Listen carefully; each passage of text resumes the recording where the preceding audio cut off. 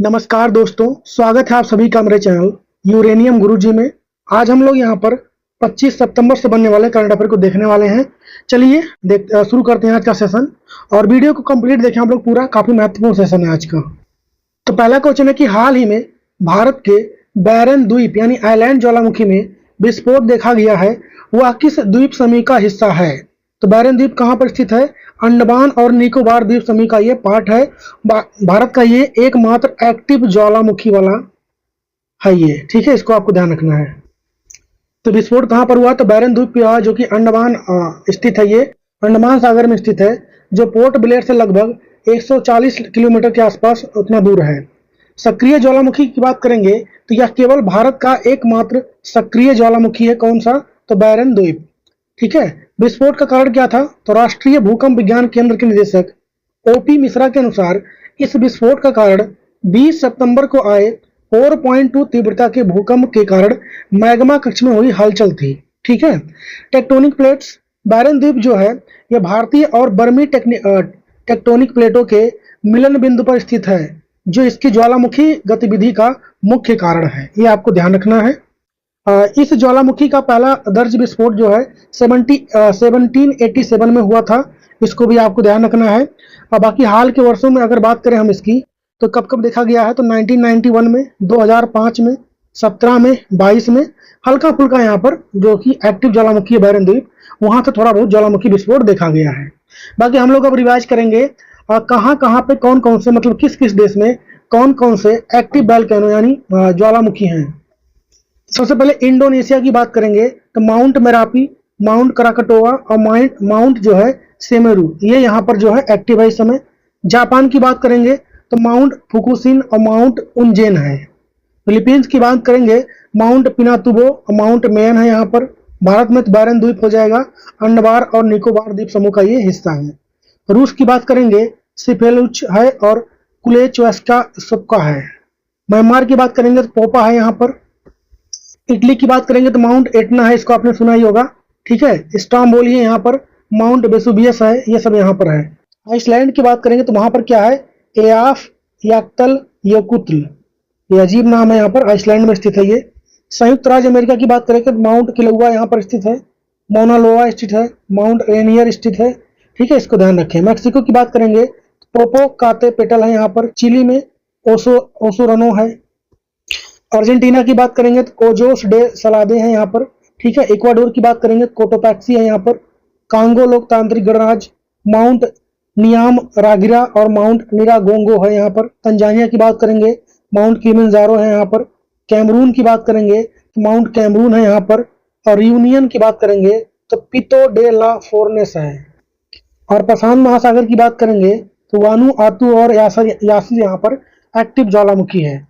बाकी इससे रिलेटेड महत्वपूर्ण पॉइंट की बात करेंगे, दुनिया के अधिकांश सक्रिय ज्वालामुखी प्रशांत महासागर के रिंग ऑफ फायर, जिसे हम लोग अग्नि वलय कहते हैं, इस क्षेत्र में पाए जाते हैं, जहां टेक्टोनिक प्लेटें मिलती हैं और टकराती हैं, ठीक है। इंडोनेशिया अगर जो देश बात करेंगे हम लोग देशों में, तो यहाँ के ज्वालामुखी काफी एक्टिव रहते हैं।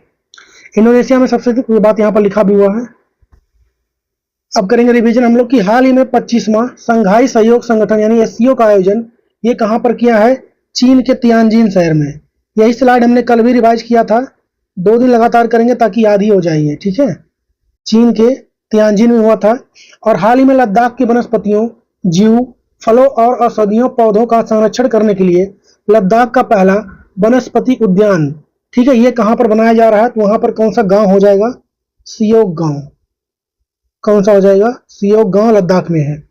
हाल ही में 7 अगस्त 2025 को 12वें विश्व खेलों का उद्घाटन समारोह किस देश के किस शहर में आयोजित किया जा रहा है? चीन में किया जा रहा है, चेंगडू में। चीन में एक शहर है, क्या नाम है उसका? चेंगडू, ये चीन में है। नेक्स्ट क्वेश्चन है कि हाल ही में संयुक्त राष्ट्र महासभा के 80 नंबर के सत्र की अध्यक्षता ये किसने किया है? जो सितंबर 25 में अभी हाल ही में स्टार्ट हुआ है। तो इसकी अध्यक्षता फोटो में दिख रही है आपको, एनालेना बेयरबाक, इन्होंने अध्यक्षता की है इस बार इसकी। तो संयुक्त राष्ट्र महासभा के 80वें सत्र की अध्यक्षता जर्मनी की पूर्व विदेश मंत्री एनालेना बेयरबाक ने किया है, जो कि 23 सितंबर को स्टार्ट हुआ है। एनालेना बेयरबाक की बात करेंगे तो इस पद पर जाने वाली वह पश्चिमी यूरोपीय समूह की पहली महिला है। संयुक्त राष्ट्र महासभा का नेतृत्व करने वाली कुल 5वीं महिला है वो, मतलब 5th महिला है जो इसकी अध्यक्षता कर रही हैं। अच्छा, भारत की तरफ से अध्यक्षता कभी हुआ है, मतलब यहाँ पर किसने पार्टिसिपेट किया भारत की तरफ से? एस जयशंकर, जो कि वर्तमान में भारत के विदेश मंत्री हैं, उन्होंने यहाँ पर पार्टिसिपेट किया है। इस बार इसका थीम क्या रहा है? एकजुटता, बेहतर, शांति, विकास और मानवाधिकारों के लिए 80 सालों और उससे आगे। ये इस बार का इसका थीम है, इंपॉर्टेंट रहेगा, इसको ध्यान रखें आप लोग। प्रतिनिधित्व की बात करेंगे तो इसमें संयुक्त राष्ट्र के सभी 193 देश इसमें शामिल हैं और सदस्य राष्ट्रों का समान प्रतिनिधित्व होता है यहाँ पर, मतलब 193 कंट्रियां इसमें हैं शामिल और सारे यहाँ इसमें पार्टिसिपेट करते हैं। और एक देश का एक वोट यहाँ पर माना जाता है, एक देश एक वोट। संयुक्त राष्ट्र महासभा सदस्य देश की बात करें 193 है यहाँ पर। किस भारतीय ने संयुक्त राष्ट्र महासभा के अध्यक्ष पद की अध्यक्षता की थी? तो कब की थी? विजय लक्ष्मी पंडित ने की थी 8वें सत्र की अध्यक्षता 1953-54 में, ठीक है। वह एकमात्र भारतीय थी, इसको भी आपको ध्यान रखना है। नेक्स्ट है कि आईआईटी पलक्कड़ ने हाल ही में प्रतियोगी परीक्षाओं की तैयारी कर रहे छात्रों के लिए भारत का पहला एआई संचालित शिक्षण ऐप लॉन्च किया है। इस ऐप का नाम क्या है? इसका नाम है टूटोज। क्या नाम हो जाएगा इसका? टूटोज इसका नाम हो जाएगा। हाल ही में Indian council of medical research ICMR ने कौन सा पहल शुरू किया है? कौन सा पहल शुरू किया है? साइन। कौन सा पहल है? साइन। हाल ही में भारतीय रेलवे द्वारा परीक्षण की गई एशिया की सबसे लंबी मालगाड़ी, इसका नाम क्या रखा गया है? रुद्राष्ट्र। क्या नाम रखा गया इसका? रुद्राष्ट्र। नेक्स्ट क्वेश्चन है कि हाल ही में फुटबॉल के क्षेत्र में मिलने वाला 2025 का बैलन डी और पुरस्कार ये इसको मतलब किसको मिला है? इस बार का किसको मिला है? ये उस्मान डेम्बले और एताना बोनामाटी को मिला है, ठीक है। मेल में किसको मिला है? उस्मान डेम्बले को, और महिलाओं में एताना बोनामाटी को। तो फोटो में आपको दिख रहे हैं उस्मान डेम्बले और यहाँ पर एताना बोनामाटी आपको दिख रही है फोटो में। बाकी पुरुष वर्ग की विजेता की बात करेंगे तो उस्मान डेम्बले हैं, जो कि कहाँ के रहने वाले हैं? फ्रांस के, ठीक है, जो पेरिस सेंट जर्मन क्लब से खेलते हैं और इन्होंने यह पहली बार यह पुरस्कार जीता है, ठीक है। इसको भी आपको ध्यान रखना। महिला वर्ग की बात करेंगे, एताना बोनामाटी स्पेन से बिलोंग करती हैं, जो बार्सिलोना की खिलाड़ी हैं, ठीक है। और ये लगातार तीसरी बार इन्होंने महिला वर्ग में इस अवार्ड को जीता है, बैलन डी अवार्ड को, ठीक है। फुटबॉल का ये श्रेष्ठ अवार्ड होता है, बैलन डी अवार्ड। अच्छा, सबसे अधिक बार बैलन डी अवार्ड किसने जीता है? तो लियोनेल मेसी है, इसको ध्यान रखना आप लोग। कमेंट में बताइए लियोनेल मेसी किस देश की तरफ से खेलते हैं।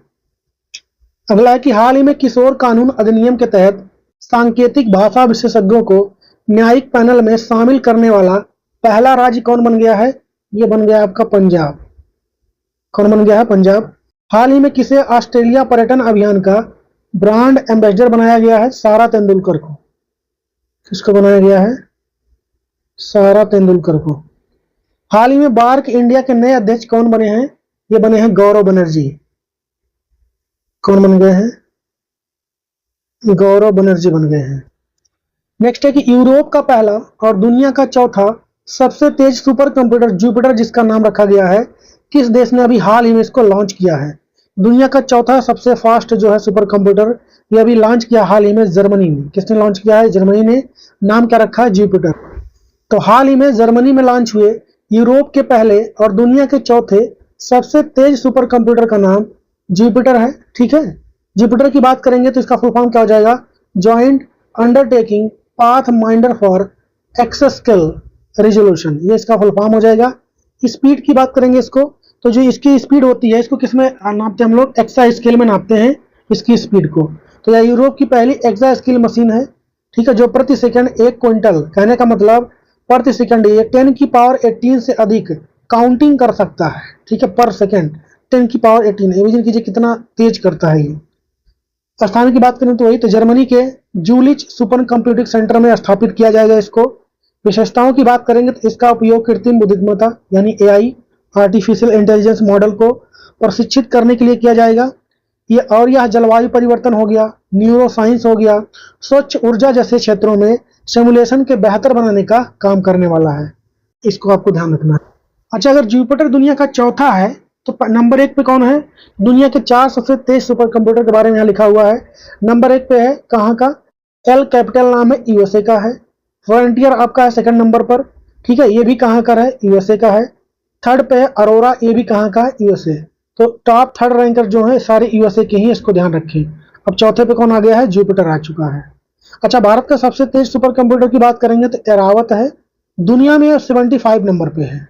भारत में फर्स्ट नंबर पर है, पर दुनिया में किस नंबर पे है, 75 नंबर पर है। अच्छा, भारत में सुपर कंप्यूटर के जनक किसको माना जाता है, डॉक्टर विजय पांडुरंग भटकर को माना जाता है। भारत का पहला सुपर कंप्यूटर की बात करेंगे तो उसका नाम क्या है, परम A8000, 1991 में इसको स्थापित किया गया था। और भारत का पहला स्वदेशी सुपर कंप्यूटर कौन है, तो परम शिवाय।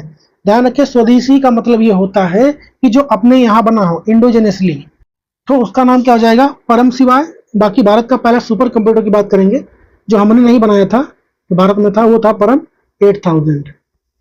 नेक्स्ट है कि हाल ही में भारत छोड़ो आंदोलन दिवस ये कब मनाया गया है, तो 8 अगस्त को। कब मनाया गया 8 अगस्त को। विश्व स्वास्थ्य संगठन WHO ने हाल ही में किस देश को ट्रेपिनोसिमियासिस यानी निद्रा रोग जो होता है, इससे अभी हाल ही में मुक्त घोषित किया है। किसको किया है, केन्या देश को, केन्या हुआ इससे। हाल ही में पीएम मोदी द्वारा पहला खाद्य एवं शांति के लिए वैश्विक MS स्वामीनाथन पुरस्कार ये किसको दिया गया है, डॉक्टर एडेनले अरेनारे को दिया गया है। क्या नाम है इनका, डॉक्टर एडेनले अरेनारे। नेक्स्ट क्वेश्चन है कि हाल ही में बीसीसीआई के नए अध्यक्ष चुने गए हैं, नाम है उनका मिथुन मनहास। क्या नाम है बीसीसीआई के नए अध्यक्ष का, मिथुन मनहास नाम है। ये किस राज्य से संबंधित रखते हैं, तो जम्मू कश्मीर के रहने वाले हैं ये। तो मिथुन मनहास भारतीय क्रिकेट कंट्रोल बोर्ड यानी बीसीसीआई के नए अध्यक्ष चुने गए हैं, इसको आपको ध्यान रखना है, महत्वपूर्ण क्वेश्चन है ये। 28 सितंबर 25 को होने वाली वार्षिक आम बैठक में यह पदभार अपना ग्रहण करने वाले हैं। मिथुन मनहास की बात करेंगे, ठीक है, तो ये जम्मू कश्मीर में हुआ, मतलब इनका जन्म हुआ था। वह बीसीसीआई के अध्यक्ष बनने वाले जम्मू कश्मीर के पहले व्यक्ति हैं। घरेलू, अगर कैरियर की बात करें, क्रिकेट से इनका संबंध जो है कैसा रहा है, तो वह एक शानदार घरेलू क्रिकेटर रहे हैं। उन्होंने 1998 से 2015 तक दिल्ली के लिए खेलो और बाद में जम्मू कश्मीर के लिए भी उन्होंने मैच खेला, मतलब दिल्ली के लिए भी खेला और जम्मू कश्मीर के लिए भी उन्होंने खेला है, ठीक है। आईपीएल में भी वो कई टीम पे कोच भी रह चुके हैं, दिल्ली हो गया, आरसीबी के भी कुछ दिन लोग कोच रहे थे। रिकॉर्ड की बात करेंगे तो मनहास ने 157 प्रथम श्रेणी में मैच ए ग्रेड में इन्होंने, ठीक है, 9714 रन बनाए, जिसमें 27 शतक और 49 अर्धशतक शामिल हैं। अच्छा, इनके अंतरराष्ट्रीय करियर की बात करेंगे तो एकदम इन्होंने एक भी मैच नहीं खेला है, अंतरराष्ट्रीय क्रिकेट में एक भी मैच नहीं खेला है, ठीक है, मिथुन मनहास ने। उन्होंने भारत के लिए कोई भी अंतरराष्ट्रीय मैच नहीं खेला है, लेकिन घरेलू क्रिकेट में उनका प्रदर्शन बहुत प्रभावशाली रहा है। तो ये बन चुके हैं मिथुन मनहास। तो बीसीसीआई की बात कर लेते हैं, फुल फॉर्म क्या हो जाएगा, भारतीय क्रिकेट कंट्रोल बोर्ड बीसीसीआई का होता है फुल फॉर्म।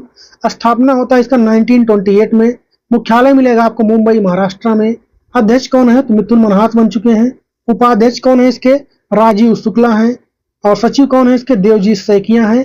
और लगे हाथ आईसीसी के अध्यक्ष कौन है, तो वो कौन हो जाएंगे आईसीसी के, जय शाह। कौन है, जय शाह। बीसीसीआई दुनिया में क्रिकेट का सबसे अमीर और सबसे शक्तिशाली मतलब बोर्ड माना जाता है, इसको आपको ध्यान रखना है। बीसीसीआई जो है सबसे अमीर बोर्ड है, जितने भी क्रिकेट क्लब मतलब क्रिकेट बोर्ड हैं, ऑस्ट्रेलिया हो गया आपका, साउथ अफ्रीका हो गया, जो भी देश हैं, इन सब में सबसे अमीर बोर्ड अगर क्रिकेट का कोई है तो है बीसीसीआई। अच्छा, मुख्य टूर्नामेंट की बात करेंगे तो बीसीसीआई भारत में सभी घरेलू और अंतर्राष्ट्रीय मैचों के साथ साथ इंडियन प्रीमियर लीग आईपीएल का भी आयोजन करवाता है। तो ये कुछ बातें होंगी बीसीसीआई से रिलेटेड, हमको ध्यान रखना है कि मिथुन मनहास जो है नए इसके बन चुके हैं अध्यक्ष। नेक्स्ट है कि अमेरिकी राष्ट्रपति डोनाल्ड ट्रंप की मध्यस्थता से अजरबैजान और आर्मेनिया के बीच एक शांति समझौता हुआ है। इस समझौते का मुख्य उद्देश्य क्या था, शांति लाना। कोई भी समझौता क्यों हो रहा है, शांति लाने के लिए। हाल ही में भारत की पहली स्वदेशी मीडियम मशीन गन किस कंपनी ने विकसित किया है, तो इसको विकसित किया है लोकेश मशीन लिमिटेड ने।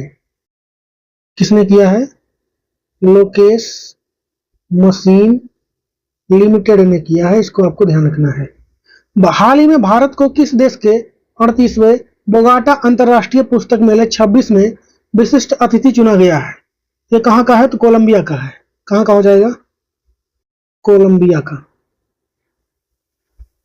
नेक्स्ट क्वेश्चन है कि हाल ही में अंतरराष्ट्रीय आपराधिक न्यायालय यानी आईसीसी ने से कितने देशों ने हटने के लिए घोषणा किया है? अभी हाल ही में 3 देश उससे हटने वाले हैं अंतरराष्ट्रीय आपराधिक न्यायालय से। एक तो बुर्किना फासो है, माली है, नाइजर है। ये 3 देश इससे हटने वाले हैं।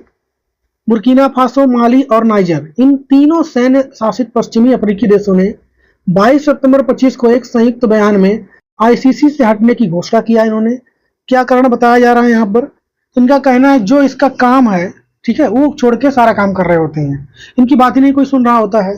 किसकी बात कर रहा हूं मैं? इंटरनेशनल जो क्रिमिनल कोर्ट है, इसकी बात कोई नहीं सुन। इन्होंने, ये लोग क्या करते हैं, किसी के ऊपर अरेस्ट के लिए वारंट निकालते हैं, कोई अरेस्ट ही नहीं होता उसमें। तो इन्होंने आईसीसी का नव औपनिवेशिक दमन का एक उपकरण बताया और आरोप लगाया कि यह चयनात्मक न्याय करता है। ठीक है, पहले से फिक्स होता है क्या होने वाला है। अच्छा, अभी हाल ही में हंगरी भी इससे बाहर हो गया था। कब? तो अप्रैल 2025 में। ये सब ध्यान रखिए इससे। बाकी अंतरराष्ट्रीय आपराधिक न्यायालय आईसीसी की बात करें हम लोग, स्थापना 1 जुलाई 2002 को होता है। ठीक है, रोम संधि से। अच्छा, ये मुख्यालय कहाँ पर है इसका? नीदरलैंड हेग में है। सदस्य देश की बात करें 124 देश है इसमें, और भारत इसका मेंबर नहीं है। कुल जजों की संख्या इसमें कितनी होती है? 18। कार्यकाल होता है 9 साल का। स्थापना का आधार क्या था? रोम स्टैट्यूट। यह वह संधि है जिसके तहत आईसीसी की स्थापना की गई थी। बाकी उद्देश्य की बात करेंगे तो यह पहल अस्थायी अंतर्राष्ट्रीय न्यायालय है जो व्यक्तियों पर युद्ध अपराध, मानवता के विरुद्ध अपराध, नरसंहार यानी जेनोसाइड और आक्रामकता के अपराध के लिए मुकदमा चलाता है। नेक्स्ट है कि हाल ही में हैदराबाद में भारत के पहले अत्याधुनिक पशु स्टेम सेल बायो बैंक और प्रयोगशाला का उद्घाटन ये किसने किया है? इसको उद्घाटन किसने किया? डॉक्टर जितेंद्र सिंह ने। किसने किया है? डॉक्टर जितेंद्र सिंह ने इसका उद्घाटन किया है। हाल ही में तमिलनाडु और केरल के द्वारा किए गए नीलगिरी तहर गणना में नीलगिरी तहर की संख्या कितनी हो चुकी है अब? 2668। हाल ही में क्षमता निर्माण आयोग का नया अध्यक्ष ये किसको बनाया गया है? एस राधा चौहान को। किसको बनाया गया है? एस राधा चौहान को। नेक्स्ट क्वेश्चन है कि हाल ही में गुजरात का चौथा सौर गांव घोषित किया गया है, धोरोडा गांव। कौन सा गांव? धोरोडो गांव हो जाएगा। ये घोषित किया गया है गुजरात का चौथा सौर गांव। ये किस राज्य में स्थित है? किस राज्य के किस जिले में स्थित है? कच्छ जिले में स्थित है, गुजरात राज्य के। तो धोरोडो गांव जो है ये कच्छ जिले में स्थित है। यह गांव संयुक्त राष्ट्र विश्व पर्यटन संगठन द्वारा सर्वश्रेष्ठ पर्यटन गांव के रूप में भी इसको मान्यता मिल चुका है। अच्छा, गुजरात के अन्य हम लोग सौर गांव की बात करें, यहाँ पे पहले से ही 3 हैं। वो कौन कौन है? एक तो मोढेरा है, ठीक है, मेहसाणा जिले में स्थित है ये। यह भारत का पहला 24/7 सौर ऊर्जा संचालित गांव है। इसका उद्घाटन अक्टूबर 2022 में किया गया था। अच्छा, दूसरा कौन सा गांव हो जाएगा? सुखी, खेड़ा जिले में है। तीसरा है मसाली, बंसकांठा जिले में है। चौथा तो डोरोडो गांव हो गया, कच्छ जिले में। हाल ही में उत्तर प्रदेश ने हाल ही में किस देश में जाकर उच्च शिक्षा लेने के लिए अटल बिहारी वाजपेयी सेवनिंग छात्रवृत्ति को मंजूरी दिया गया है? तो ये आपका ब्रिटेन में पढ़ने के लिए जा सकते हैं इस छात्रवृत्ति से, साल भर में 5 लोग, वो भी हायर एजुकेशन जैसे पीएचडी हो गया, इन सब के लिए। हाल ही में विश्व शेर दिवस ये कब मनाया गया है? 10 अगस्त को मनाया गया है। हाल ही में किसने दिल्ली एनसीआर में सड़कों से सभी आवारा कुत्तों को हटाकर एनिमल शेल्टर में रखने का आदेश दिया है? तो ये दिया है सुप्रीम कोर्ट ने। नेक्स्ट है कि प्रधानमंत्री नरेंद्र मोदी के भाषणों पर संकलित पुस्तक सबका साथ, सबका विकास, सबका विश्वास, सबका प्रयास, इसका विमोचन हाल ही में किसने किया है? तो इसका विमोचन किया है हाल ही में उपराष्ट्रपति बने डॉक्टर सीपी राधाकृष्णन ने। तो विमोचन किसने किया है? तो उपराष्ट्रपति सीपी राधाकृष्णन ने। अच्छा, पुस्तक के विवरण की बात करेंगे तो यह पुस्तक प्रधानमंत्री मोदी के दूसरे कार्यकाल के चौथे और 5वें वर्ष यानी जून 2022 से मई 2023 और जून 2023 से मई 2024 के दौरान दिए गए भाषणों का संकलन है। अच्छा, यह संकलन सूचना एवं प्रसारण मंत्रालय के प्रकाशन विभाग द्वारा प्रकाशित किया गया है, इसको भी आपको ध्यान रखना। नेक्स्ट है कि हाल ही में किस देश ने फिलिस्तीन को फिलिस्तीनी राज्य का मान्यता देने के लिए घोषणा किया है? यह किया है ऑस्ट्रेलिया ने। किसने किया है? ऑस्ट्रेलिया ने। हाल ही में लॉन्च पुस्तक वाई द कॉन्स्टिट्यूशन मैटर को किसने लिखा है? डी.वाई. चंद्रचूड़ ने। डी.वाई. चंद्रचूड़ जी ने इसको लिखा है। इसको आपको ध्यान रखना है। ये पूर्व भारत के मुख्य न्यायाधीश रह चुके हैं। हाल ही में भारतीय सेना ने हिमाचल प्रदेश में ड्रोन फेडरेशन ऑफ इंडिया के सहयोग से एक ड्रोन प्रतियोगिता का आयोजन किया है। इस प्रतियोगिता का नाम क्या है? इसका नाम है सूर्य द्रोणाथम, द्रोणाथन है इसका नाम। नेक्स्ट है कि हाल ही में आयुर्वेद जन जन के लिए, पृथ्वी के कल्याण के लिए इस थीम के साथ राष्ट्रीय आयुर्वेद दिवस 25 वाला कब मनाया गया है? 23 सितंबर को मनाया जाता है ये। अच्छा, बात करेंगे हम लोग इसके तिथि यानी डेट की, कब मनाया जाता है। तो आयुर्वेद दिवस पहली बार 2016 में धनवंतरी जयंती, धनतेरस पे मनाया जाता है, कहने का मतलब, ठीक है, दीपावली के 2 दिन पहले आता है धनतेरस, अवसर पर मनाया गया है था। लेकिन धनतेरस की तारीख हर साल बदलती रहती है, जिससे वैश्विक स्तर पर आयोजन पर परेशानी हो जाती है। तो इस समस्या को हल करने के लिए सरकार ने मार्च 2025 में यह तय किया है कि 2025 से हर साल 23 सितंबर को आयुर्वेद दिवस मनाया जाएगा। तो मतलब ये पहली बार है जो 23 सितंबर को मनाया जा रहा है, इसको ध्यान रखें। और ये अब से हमेशा ही कब मनाया जाएगा? राष्ट्रीय वाला तो 23 सितंबर को।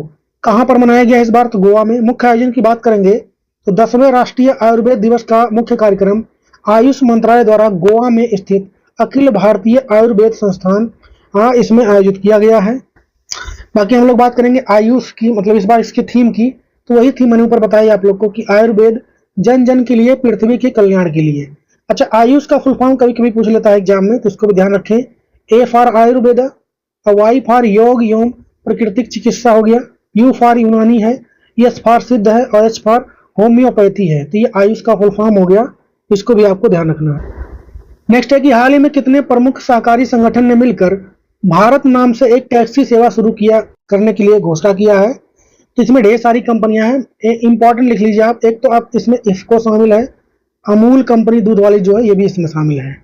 बाकी ऐसी ढेर सारी कंपनियां इसमें शामिल हैं। भारत नाम से ई टैक्सी सेवा शुरू किया है, इसको ध्यान रखें।